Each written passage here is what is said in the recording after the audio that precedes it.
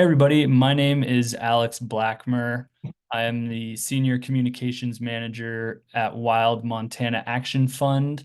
And I'm here with comedian Chris Fairbanks. Chris, how's it going? Hello, comedian and Missoula, Montana native.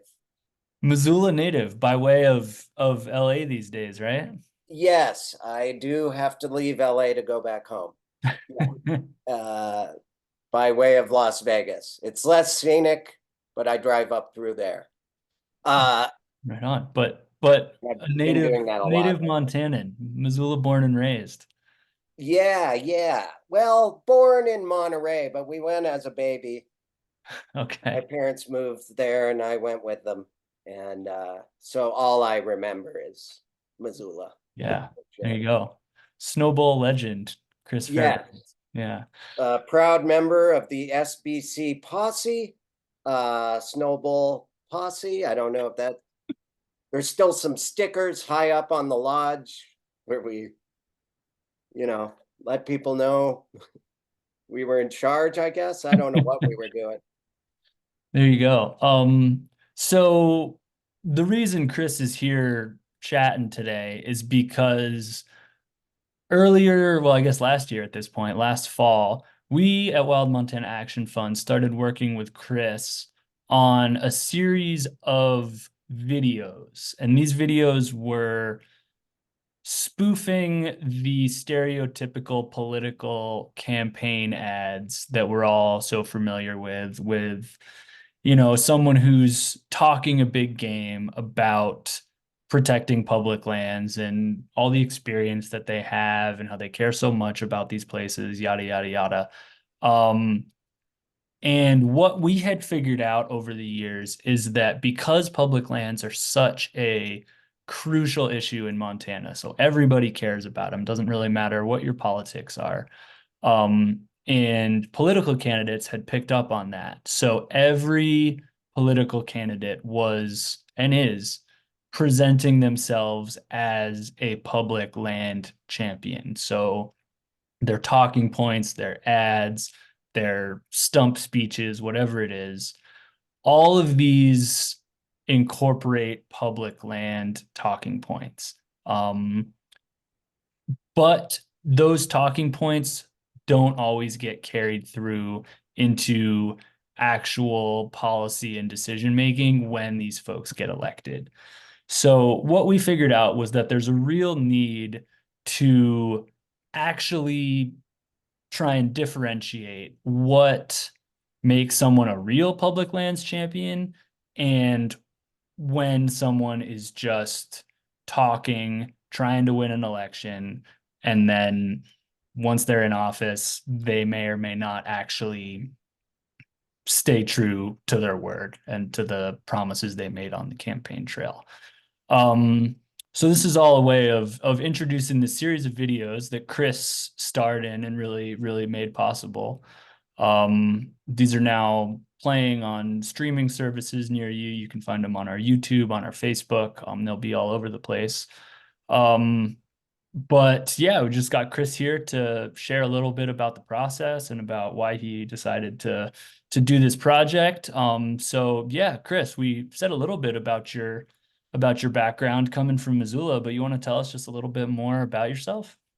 Yeah, I grew up in Missoula, went to college there, started doing improv comedy at the Old Post. And then that gradually turned into moving to Austin, Texas start doing stand-up comedy. We went there as a group and I didn't know anything about Texas, but I knew it was a good place to dip my toe in to start doing stand-up. So I from there moved to Los Angeles and I've always had, you know, my parents and my family and friends are all still in Montana. So I've always gone back 2, 3 times a year. So it seems like I never left just because I really consistently have always gone back. Um, but yeah, I always say I'm from Montana, even though now at this point, I think more than half my life has been just visiting. But I'm so lucky that, my dad's still there and all my best friends are still there, and nothing changes when I go back. And that's kind of why I'm interested in this, because I do not want Missoula to change, you know. What do oh, go ahead. No, and it hasn't so far. I really, everyone talks about their hometown changing and people complain about traffic and everything, but politically it's kind of stayed the way it was when I left it. Mhm. And so I'm always proud when I go back, you know. I want it to stay that way, Mm-hmm. even though I'm technically an outsider now, I guess. When I drove through up during COVID days, I drove back to see my dad, and everyone saw my California plates and they were honking at me to go back home, and I'd have to roll down the window and say, "I'm a Paxton Panther. I went to Paxton Elementary." And then they'd wave, "Oh, sorry. Yeah. Do I have to get one of these native stickers? Oh man." Oh, one of the, yeah, Montana is full, go home, one of those. Yeah, yeah, Yeah, yeah. yeah, right. How do maybe it doesn't come up that much, but how do folks in LA react when they learn that you're from Montana? Because I feel like Montana has sort of a brand now, for better or worse. Yeah. Either they reveal that there's money in their family and say I grew up going to Whitefish, or they 90% of the time I've never met somebody from Montana, which, you know, kind of makes sense. Us Not that being many. the fourth largest state and we just barely made it to 1 million people. It's that's one of the things I like about Montana, is that it's mostly dirt and trees and stuff. It's a new state motto. Come to Montana, dirt and trees and stuff. Dirt and trees. We used to have gold. No more. So when you were growing up, what did you do for fun? Sort of what was your experience with being outside? Maybe that was on public lands or maybe that was elsewhere, but how'd you spend your days? Yeah, it's funny because at an early age, knowing that I was born near the ocean, and my mom always talked about missing uh Carmel, Monterey, where they just lived for a handful of years. Grew up wanting to be a skater and a surfer and a snowboarder. And now that I live in those areas and I do have access to the beach every day, I've really grown to appreciate Montana and the beauty, because the ocean looks the same every day, whereas and seasons. I miss seasons. Growing up, I would complain about how long winter was, and now I'm appreciating how 4 distinct seasons help benchmark the passing of time. That, like, complaining about a long winter and feeling like you're bored and having to resort to drawing and painting and all these other creative things that became my livelihood. I wonder and I fear that if I didn't grow up in Montana, if I wouldn't have developed that way. And one thing I notice about all my friends that I shared, they're all creative. They all can draw and paint. And I think it was out of necessity because we were, in basements, bored during the winter. Now I live in LA where it's 75 degrees every day and my life is just flying by. Maybe that's age also. But I appreciate Montana more and more the longer I'm not, uh, you know, paying rent there. Yeah, right. Yeah.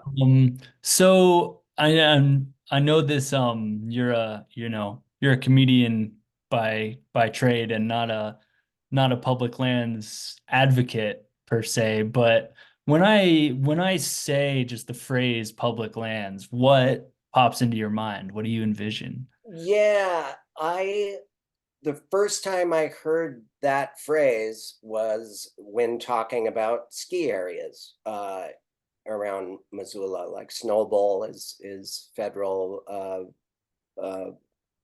Forest Service land. I think Marshall was always public, and that's when that term came up. I think for other people, it maybe would come up when you're talking about hunting or things like that, which I never got into.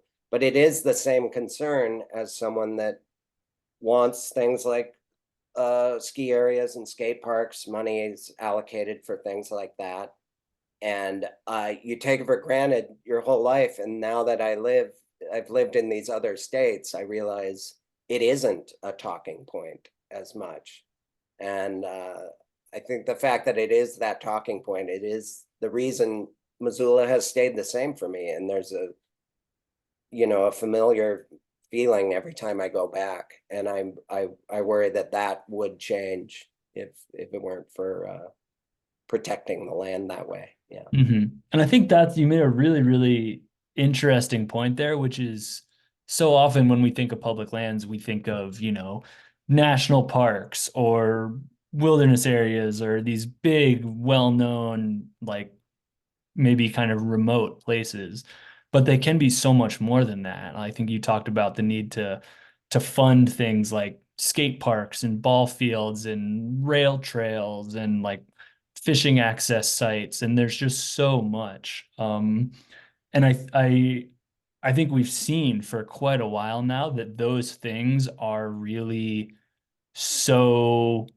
central to like what it means to live in Montana, Yeah. or to be from Montana is like growing up with these things, having these things, whether you ski, whether you hunt, whether you fish, whether you bike or boat or climb or just hike or bird watch or whatever. Like there's just so much. And I think that kind of transitions us over into the videos themselves here.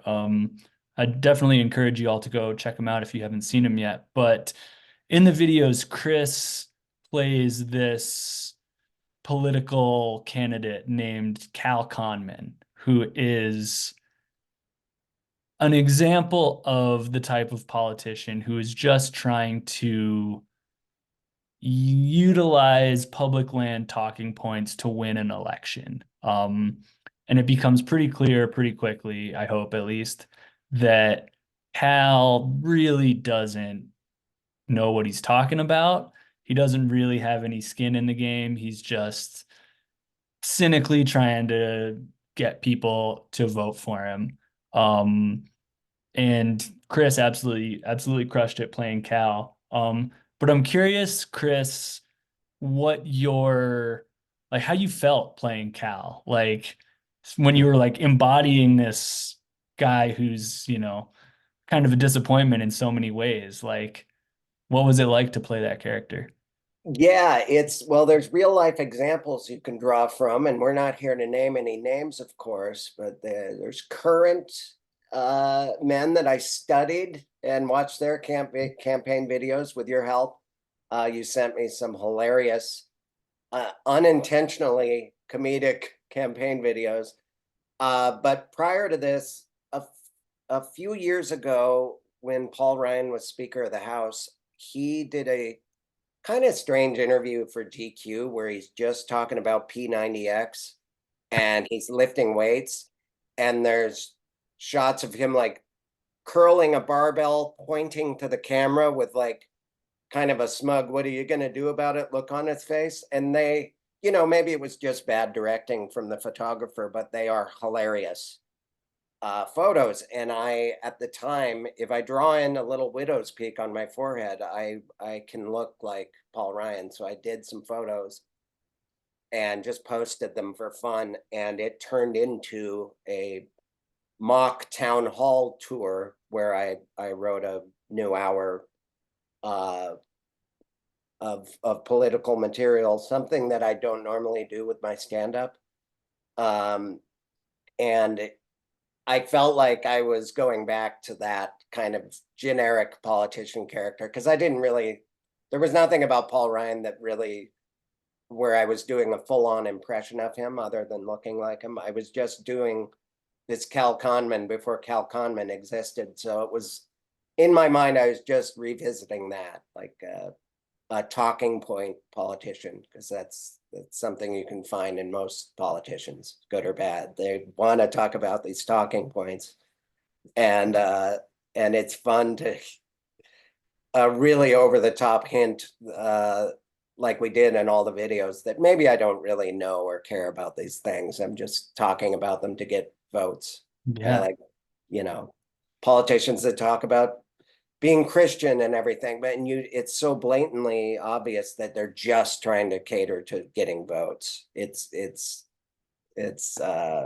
always been funny to me, and a surprise when people don't see through it. So it is cool that you guys are building a place where people can go and actually find the research about these candidates, because you can't trust anyone. Not to sound like a guy in a cabin somewhere. Yeah. Hopefully there are at least some people we can trust. But I think part of our job with this campaign is to do our own due diligence and really figure out who has a record and a history that shows that, they will actually follow through on the public land promises they make. Yeah, I Getting like those people is really important. even just visiting, I've kind of followed Tester. I like him, and it seems like he's cares about public use, and he's been kind of responsible with Jeff Ament, I feel, in like allocating money for those skate parks. Like that is something I didn't have when we were younger. That had to be a privately funded thing, and we had to raise money, and now that's changing in Montana, which is really cool. So I like that guy. I don't know about you, but Tester seems great. I mean, there are a lot of, I mean, it's still too early to say who the candidates are really going to be. But there's a lot of time left for that still to take shape, and they'll Sure, definitely be good and bad. So you got about 10 more minutes left, Chris. So I'll kind of keep moving here. sure. So why did you ultimately decide to do this project as someone who's not you know, you're not a politician, you're not a professional advocate, you're a comedian. So what about this project pulled you in? Right away, I just like the idea of doing spoofing someone like that and making comedic videos for a purpose, because usually my comedy has no lofty purpose. And also I Making saw people a laugh is a video. lofty purpose, right? Yes, Or yes. we I need try that. to avoid lofty purposes because a lot of them will really split a room when you're in a comedy club in the middle of the country. I try to keep it relatable and try not to offend anyone. Uh, but that's actually not true. I offend people all the time. But one of the main things, admittedly, is just I saw it as an opportunity to come home again. I love going home, and I'm willing to admit that, just to remind you that I love Montana. I wanted to see my dad and make some videos while I was there. Anytime I'm multitasking, it's when I'm hanging out at my dad's and we're just watching football and I'm hearing him tell stories. I feel like I get a little antsy sometimes, so it's nice to have work or a show to come back to. Um, Yeah. so and when you guys sent those, what really put me over the top with getting excited about it is when you sent those real campaign videos. They are potentially virally funny.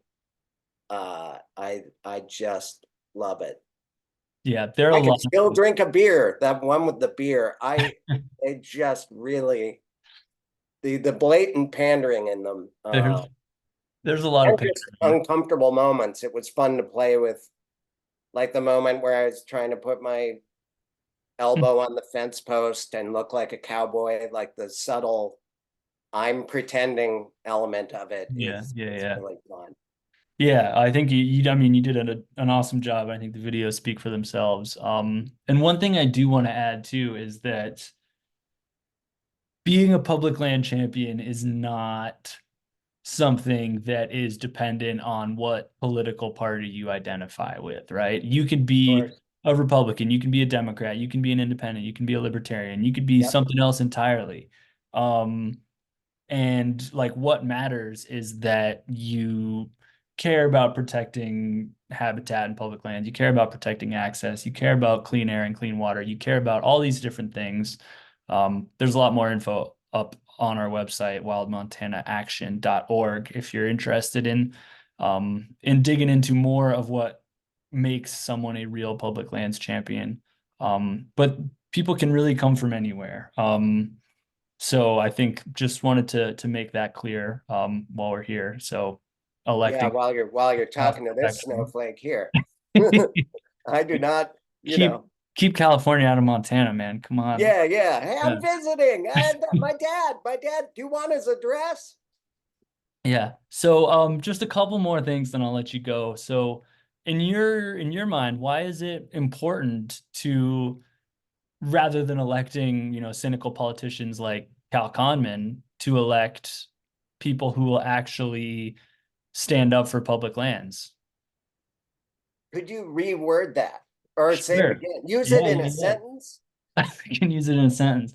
Um, why do you think it is important that we elect candidates who will really stand up for public lands? Yeah, yeah. It's because I've time and time again, you see it work. Like, granted, I've been a voter outside of Montana for so many years, but I've seen the impact of voting, and of course you need to have someone that cares about what you believe in, and in order to make sure, you need a place to find out the information like you guys are building for people. It's so important, and I do a lot of research now, even here in Los Angeles, with who I'm voting for, and because, like I said, public lands were such a part of my life. I I would be even more focused on that part of things, if I was back there. It's less of a concern, I think. We are living in a place right now in Los Angeles where it's happening all around me. It's just giant condos for the wealthy only, while there's homeless people everywhere. So that's more of a city focused thing. And that my brain is kind of thinking about that now, but it's really the same issue. It's like, how do you use land for everyone? Not just a select few or people with money. That in all facets of politics, that's what I care about. Can everyone use this Hmm. Hmm. despite your income? Hmm. And I think that's one of the things that makes public lands in particular so special, right? Because they are, I mean, more or less free for everyone to access. They are available to anyone who wants to use them. You don't need any specific qualifications. You don't need to be X, Y, or Z. They're just available for everybody. Yeah, I think that with the exception of having to pay a little bit to drive through Glacier or Yellowstone Park when I was a kid, I was used to everything being free. And then when I moved to Texas, I was like, wait, you have to pay an entrance fee for everything. Seemed like it was an amusement park. How come someone's trying to make money off this lazy river where you bring an inner tube? Like, they don't even have any employees. Why are we paying $15? I saw that time and time again Yeah. outside of Montana, which was just another thing that made me relieved whenever I'd visit home. And you can just walk through, like Greeno Park, I'm sure, where we Mhm. shot some of these videos. Yeah. I think that's public lands, right? Yeah, I mean, definitely. Yeah. I believe that's a city park. Someone will correct me if I'm wrong, but yeah. yeah, yeah. Oh, they will. You're gonna get feverishly I'll get written a whole bunch comment. of angry emails about Greeno Park. Yeah, yeah. I love that on a podcast where you're just kind of free form talking, but the person listening has Google on their phone right Yeah, in their right. pocket, and they're ready to fact check. No Google here, all off the top of our heads. Yep, yep. Zero Um, knowledge in this brain. yeah, right. Well, thanks, Chris. That's all I've got. Do you have anything else you wanna plug right now? Anywhere people can find you and find your stuff? It's funny you should bring that up. I speak in this tone because I'm looking at my little calendar. I am going to be in Missoula and Bozeman doing stand-up March 22nd and 23rd. I'm not sure of the exact dates, but I'll put them on my website, chrisfairbanks.com. But There you I'm go. about to do a couple shows in Missoula and a couple in Bozeman next month. So Heck yeah. Well, if you Yeah, want to come see Chris live, Missoula and Bozeman will be your place yeah, in March. All right, sweet. Well, thanks, Chris. Really of appreciate course. all your work on the videos and for taking the time to chat today. And yeah, hope it stops raining in LA and you can get outside again soon. Yeah, yeah. I'm feeling I'm starting to itch in here. All right, Yeah. cool. Well, Okay. yeah, good to talk to you, man. Yeah, thank you so much. Sure thing.